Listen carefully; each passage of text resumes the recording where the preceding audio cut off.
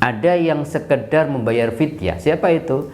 Yang pertama adalah seorang perempuan atau seorang ibu yang ketika hamil atau menyusui, yang dikhawatirkan itu tidak hanya anaknya, tetapi kalau dia memaksakan berpuasa, dirinya sendiri, mungkin karena kondisi kehamilannya atau pasca melahirkannya belum mampu, maka kalau yang dikhawatirkan dua-duanya, ibunya atau dirinya sendiri dan anaknya, maka hanya diwajibkan qadha saja. Nanti kalau sudah kuat di bulan yang lain boleh membayarnya sebanyak hari yang ditinggalkan dia tidak berpuasa.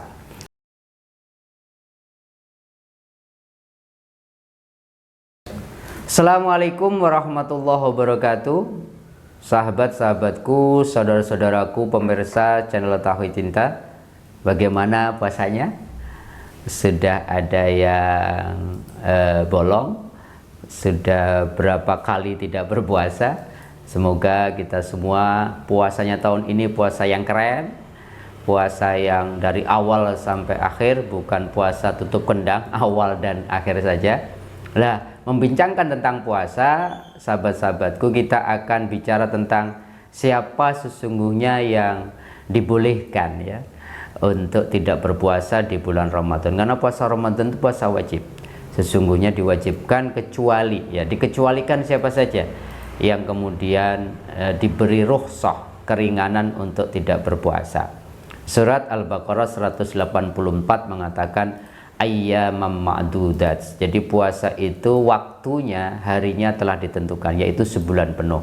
Bisa 29 atau 30, tergantung kemudian apakah hilal, apakah bulan itu terlihat di akhir Ramadan malam 29, malam 30 atau sebaliknya, bisa 29 atau 30.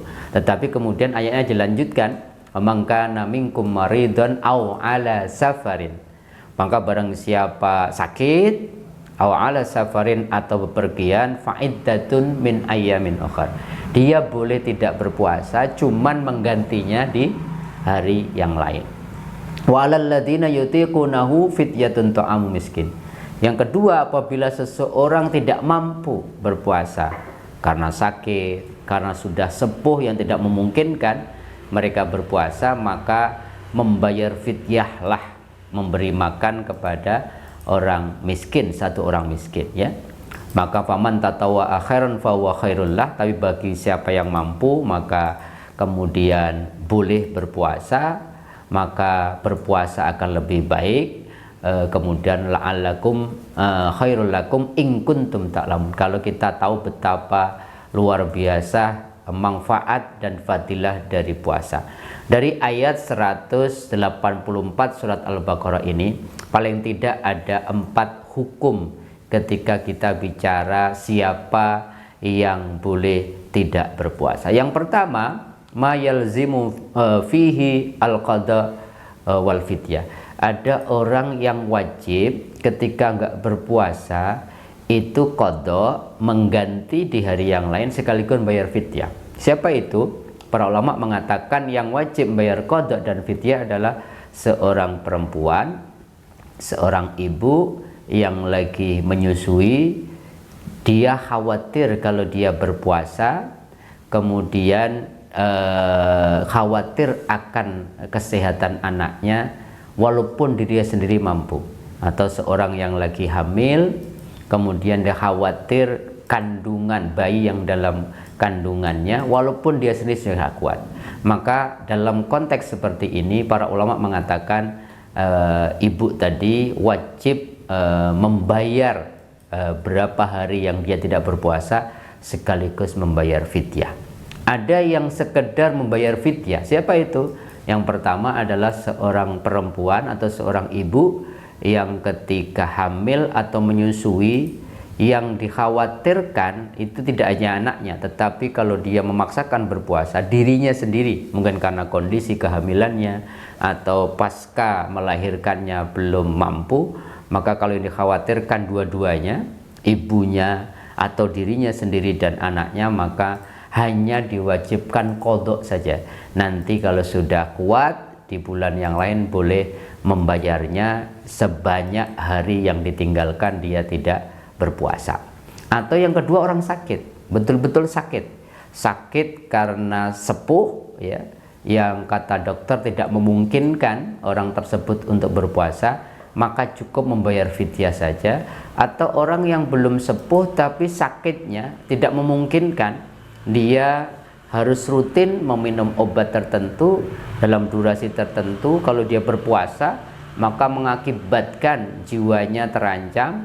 Lebih parah lagi, karena salah satu maqasid syariah, salah satu tujuan agama diturunkan adalah khifdun nafs, yaitu menjaga jiwa seseorang. Maka dalam dua kondisi, ibu yang khawatir dirinya dan anaknya dan orang yang sakit tadi, dibolehkan tidak berpuasa dan cukup kemudian membayar fidyah saja, tidak harus mengganti mengqadha hari yang mereka tinggalkan dalam berpuasanya. Kemudian yang ketiga adalah orang-orang yang yang memang tidak perlu lagi berpuasa, yaitu orang-orang yang anak kecil, itu masih belum balik, itu mereka sesungguhnya tidak wajib berpuasa. Dan kemudian orang gila, jadi ketika 1 tahun orang kemudian gila secara medis, maka dia tidak wajib berpuasa.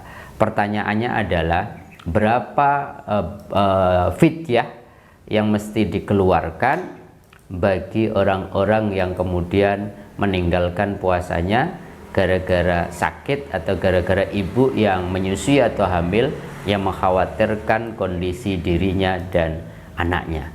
Para ulama mengatakan fidyah itu berdasarkan beberapa keterangan beberapa madhab, yaitu 1 mud. 1 mud itu kurang lebih 7 ons makanan pokok yang kemudian kita berikan kepada to'amu miskin, ya orang miskin, dalam setiap hari kita meninggalkan puasa kita, yaitu sekitar 7 ons, sesuai dengan apa? Sesuai dengan makanan pokok yang sehari-hari orang yang meninggalkan puasa tadi dikonsumsi setiap harinya.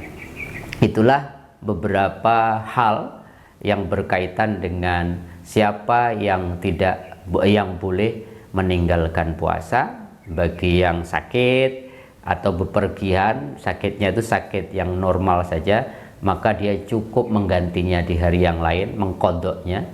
Tapi bagi yang kemudian mengkhawatirkan ketika puasa, kemudian yang dikhawatirkan janin dalam rahimnya atau anak yang sedang disusuinya, maka wajib qadha dan fidyah. Ada yang cukup bayar fidyah saja, yaitu orang tua yang sudah tidak mampu lagi karena sepuh untuk berpuasa, cukup membayar fidyah. Atau kemudian orang yang betul-betul sakit dan sakitnya kemudian berdasarkan anjuran dokter tidak kemudian dianjurkan berpuasa karena harus minum obat dalam durasi tertentu secara rutin. Dan yang terakhir, orang-orang yang memang diangkat beban taklifnya berpuasa, yaitu anak yang belum balik, masih kecil, dan kemudian orang yang gila. Anak kecil kalau puasa gimana? Sebagai tajribah saja, sebagai latihan, dan orang tuanya biasanya akan mendapatkan pahala karena melatih anaknya kemudian untuk latihan berpuasa. Nah, mudah-mudahan puasa tahun ini kita sudah tahu, kalaulah kita tidak berpuasa memang berdasarkan udzur syar'i, bukan kemudian dibikin-bikin sesuai dengan apa yang kita mau. Ada ketentuan-ketentuan yang telah ditentukan di surat Al-Baqarah 184. Mudah-mudahan menambah wawasan kita tentang ibadah puasa kita. Mohon maaf apabila ada yang berkenan. Assalamualaikum warahmatullahi wabarakatuh.